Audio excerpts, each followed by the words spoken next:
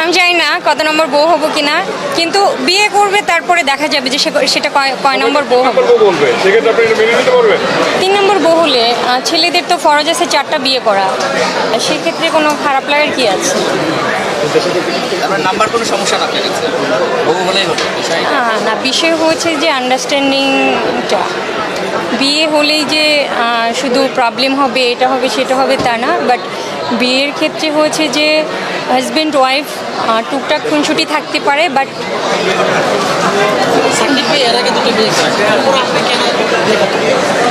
এইটা হচ্ছে যে এক একজনের পার্সোনাল ব্যাপার। এখন এটা অনেকের হয়তো সাকিব খানকে ভালো নাও লাগতে পারে, বাট আমার ভালো লাগে। আপনি কি সাকিব খানের টাকাকে পছন্দ করেন না সাকিব খানকে? না, আমি টাকাকে পছন্দ করি না। আমার যা আছে আলহামদুলিল্লাহ, আমার বাবা মা, আমার ফ্যামিলি ব্যাকগ্রাউন্ড ভালো। আমার এইটা বেশি দিন হয়নি, 1 সপ্তাহ।